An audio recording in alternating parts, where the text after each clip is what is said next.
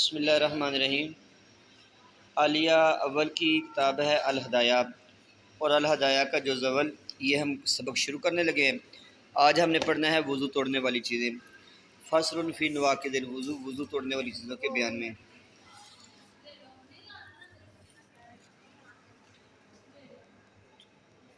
المعانی ناقضہ للوضو، وہ چیزیں جو وضو کو توڑتی ہیں۔ کل ما یخرج من السبیلین، یہ ہر وہ چیز جو سبیلین سے نکلے۔ سبیلین سے مراد چھوٹے اور بڑے پیشاب کی جگہ ہے۔ لقولہ تعالیٰ، کیونکہ اللہ تعالیٰ نے فرمایا او جاء احد منکم من الغائط، جب تم میں سے کوئی پیشاب کر کے آئے۔ وکیلا رسول اللہ صلی اللہ علیہ وسلم، اور حضور سے پوچھا گیا ما الحدث، حدث کیا ہے، بے گزگی کیا ہے؟ کالا ما یخرج من السبیلین، تو حضور نے فرمایا جو بھی سبیلین سے نکلے۔ سبیلین سے مراد چھوٹے اور بڑے پیشاب کی جگہ سے جو بھی چیز نکلے گی وہ حدث ہے۔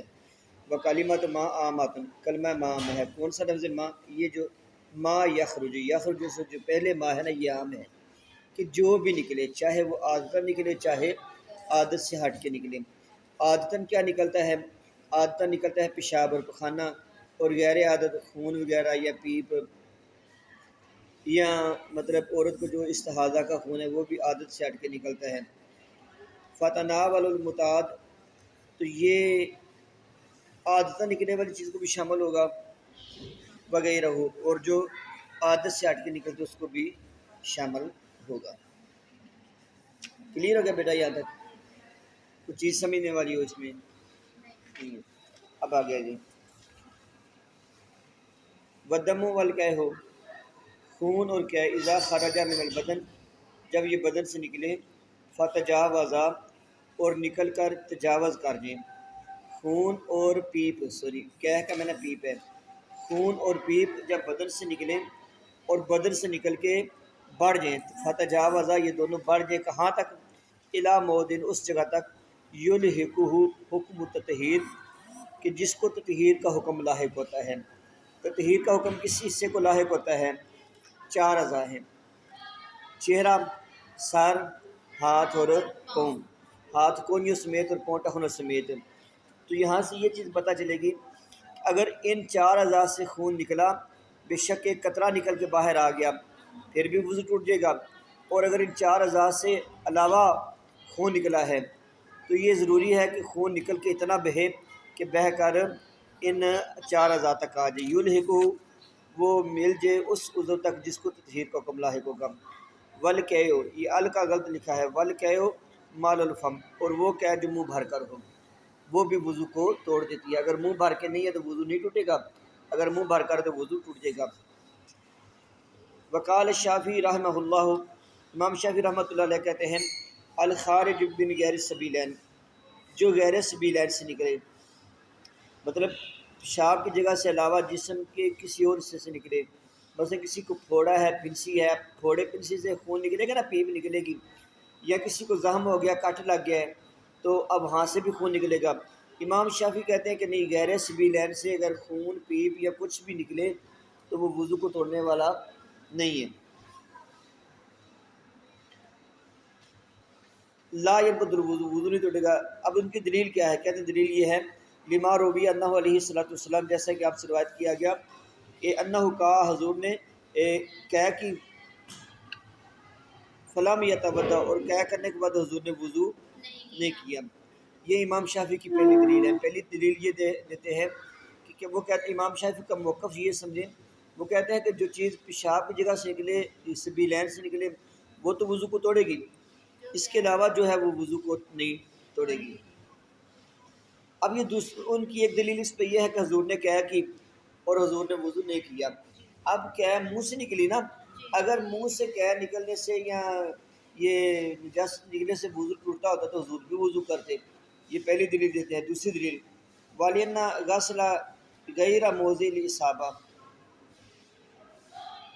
اب کہتے ہیں کہ دھونا اس عضو کو کہ جو پیشاب والی جگہ، اس کے علاوہ، یہ غیر موضع الاصابہ، اس سے مراد یوں سمجھ آسان لفظوں میں کہ سبیلین کے علاوہ باقی جسم کو دھونا امر تعبدی، یہ ایک مشقت میں ڈالنے والا کام ہے۔ ظاہر ہے وہاں پہ مجبوری ہے کیونکہ وہ ہے ہی دو عضو جو پیشاب والے ہیں وہ ناپاک ہیں، ان کو تو دھونا ہی ہے۔ اب اگر ہم پورے جسم پہ دھونے کا حکم لاگو کر دیں اس کو اس پر قیاس کر کے، فیق تاثر علی مورد الشرع، تو کہتے ہیں یہ چونکہ مشکل کام ہے، اب ہم کیا کریں گے؟ ہم اکتفا کریں گے جو شرع کا مورد ہے، جو شرع کا حکم ہے، ہم شرع کے حکم پہ رہیں گے۔ شرع کا حکم کیا ہے؟ شرع کا حکم یہی سامنے آیا امام شافعی کے نزدیک کہ صرف وہ نجاست وضو توڑے گی جو سبیلین سے نکلے، واہ المخرج مخرج المتعد، اور وہ چیز ہے جہاں سے عادتاً پیشاب نکلتا ہے۔ والانا، اب ان کی دو دلیلیں ہوگی۔ دو دلیلوں میں سے پہلی دلیل آپ نے یہ سمجھی کہ حضور کا فرمان کہ کیا ہے کہ وضو نے کیا، دوسرا یہ ہے کہ اگر سبیلین سے علاوہ کسی اور جگہ سے خون پیپ نکلے یا سبیلین سے جو چیز غیر عادت کے طور پر نکلے، عادت کے طور پر نہیں، عادت سے ہٹ کر نکلے، تو یہ بندے کو مشقت میں بات ڈالنے والی بات ہے۔ تو جب مشقت میں ڈالے گا تو یہ شریعت کا تقاضا نہیں ہے۔ تو یہ قانون ہے جب بھی کوئی چیز مشقت میں ڈالنی ہو وہاں پہ ہم شریعت کا خیال کرتے ہیں۔ اب ہماری دلیل والانا قولہ علیہ الصلوۃ والسلام، اور ہماری دلیل یہ ہے کہ حضور نے فرمایا الوضوء من کل دم سائل، ہر بہنے والے خون میں وضو ہے، ہر بہنے والے خون میں وضو ہے۔ اور اب بہنے کا اعتبار ہم کریں گے ازائے طہارت کا۔ بہنے کا اعتبار کس کا کریں گے؟ ازائے، اگر ازائے طہارت سے نکلا ایک قطرہ بھی تو وہ بہنے کو کم ہوگا۔ ازائے طہارت سے ہٹ کے باقی جسم سے خون کو بہنے والا تب مانیں گے جب وہ بہہ کر ازائے طہارت پر آ جائے۔ یہ پہلی کہ ہر بہنے والے خون میں وضو ہے۔ بقول علیہ الصلوۃ والسلام، اور حضور کا دوسرا فرمان من کا، جس نے کہا کہ اور عائفہ، یہ جس کو نکسیر پھوٹی فی صلاتی اپنی نماز میں، فلیانصرف، وہ پیچھے پرت جائے، چلا جائے، ولیتودع، اور نیا وضو کرے، ولیبنی علی صلاتی، اور اپنی نماز پر بنا کر لے، ما لم یتکلم، جب تک کلام نہ کرے۔ یہ ولیبنی کا معنی یہ ہے کہ اگر اس نے 4 رکعتیں پڑھنی تھی، 2 رکعتیں پڑھ کے وضو ٹوٹ گیا، اب جا کے وضو کر کے آئے، اب 2 سے آگے شروع کرے گا، لیکن کیا؟ ما لم یتکلم، اگر راستے میں اس نے کسی سے کلام نہیں کیا، اگر راستے میں کلام کیا ہے تو پھر وضو ٹوٹ جائے گا۔ یہ پہلی دلیل ہوگی امام اعظم ابو حنیفہ کی، اور پہلی دلیل میں انہوں نے 2 حدیثیں بیان کر دی کہ نبی صلی اللہ علیہ وسلم کا یہ فرمان کہ ہر بہنے والے خون میں وضو ہے، اور حضور کا فرمان کہ جس کو قے آئے یا نکسیر آئے تو وہ جائے اب وضو کرے، اور وضو کر کے آ کے وہاں سے بنا کر لے۔ اب اس بندے کا جانا اور جا کے وضو کر کے آنا اس بات کی دلیل ہے، اگر نکسیر سے یا خون سے وضو نہ ٹوٹتا ہوتا یا قے سے وضو نہ ٹوٹتا ہوتا تو حضور اس کو کیوں کہتے جا کے وضو کر کے؟ ہوتے جا کے نماز چھوڑ کے وضو کر کے آنا اس بات کی دلیل ہے کہ قے سے اور خون سے وضو ٹوٹ جاتا ہے، اور جو بھی چیز سبیلین سے علاوہ نکلی ان سے بھی وضو ٹوٹ جاتا ہے۔ اب امام ابو حنیفہ ایک عقلی دلیل دینے لگے، کہتے ہیں والی ان خروج النجاست مؤثر فی زوال طہارت، کہ اصل چیز یہ ہے کہ نجاست جب بھی جسم سے نکلے گی، والی انا، اور بے شک خروج النجاست، نجاست کا نکلنا، جسم کے کسی حصے سے بھی نجاست نکلے، مؤثر، یہ مؤثر ہوگی فی زوال طہارت، طہارت کو زائل کرنے میں۔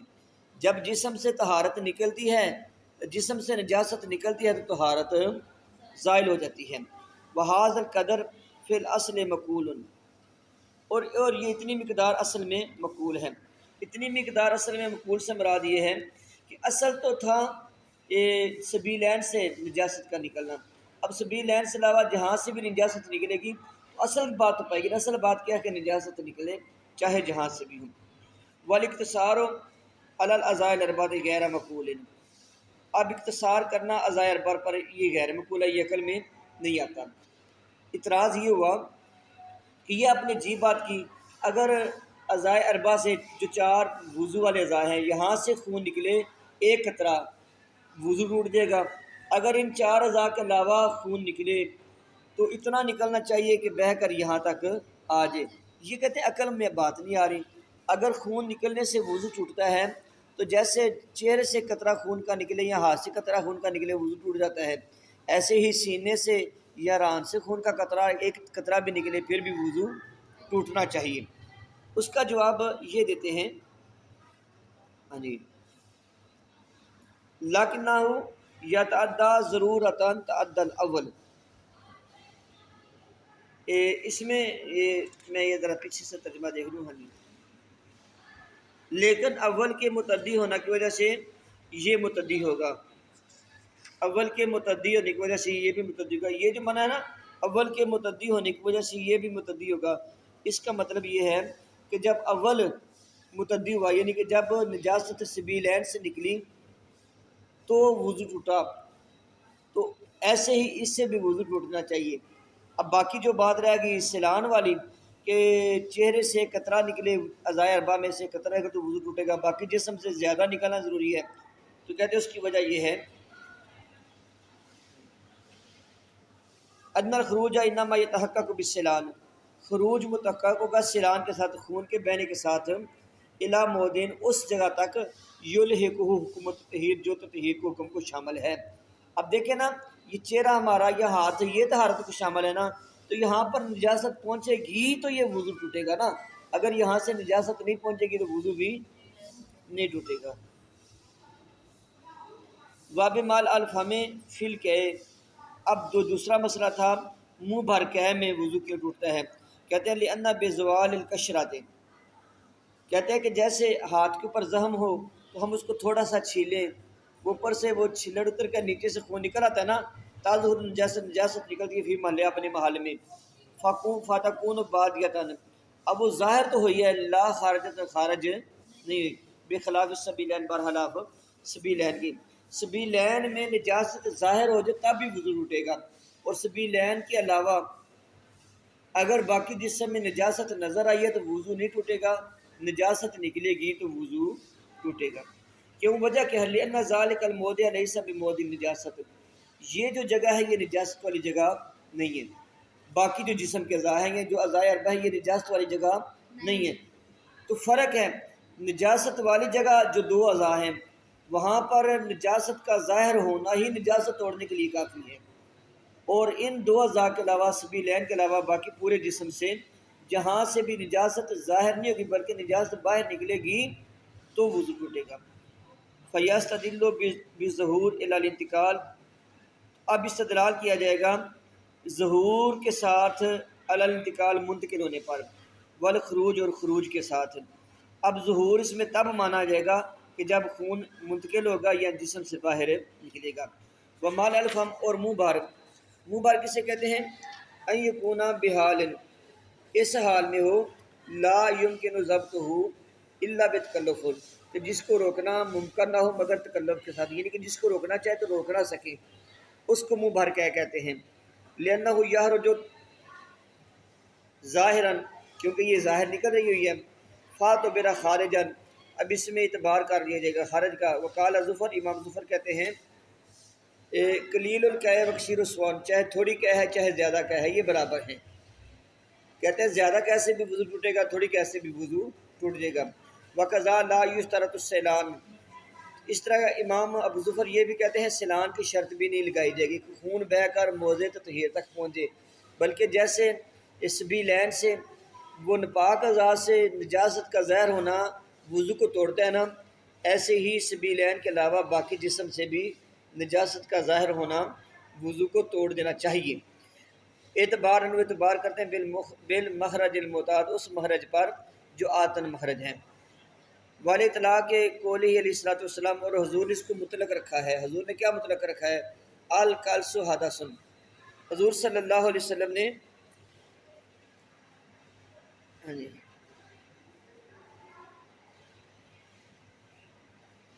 کہ القلس، خون کا نکلنا، یہ حدث ہے. اور ہماری دلیل حضور کا فرمان لیس فی القطرۃ والقطرتین من الدم وضو، حضور نے فرمایا ایک دو قطرے سے وضو نہیں ہوگا، الا، مگر یہ کہ ان یکون سائلن، مگر یہ کہ وہ خون بہنے والا ہو جائے تب اس میں وضو ہوگا. وقول علی رضی اللہ تعالیٰ حین ادى الاحداث جملۃ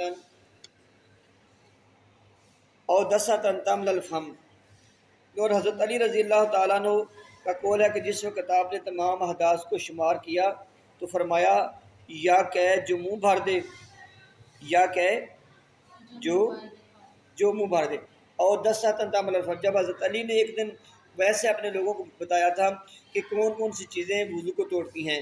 ان میں حضرت علی نے یہ جملہ بولا تھا کہ وہ قید جو منہ بھر دے۔ اب حضرت علی نے یہ کہا کہ وہ قید جو منہ بھر دیں، اس لیے امام ابو حنیفہ کہتے ہیں تھوڑی قید سے وضو نہیں ٹوٹے گا، اس قید سے وضو ٹوٹے گا جو منہ بھر کر ہو، اور یہ حضرت علی کا فتویٰ ہے۔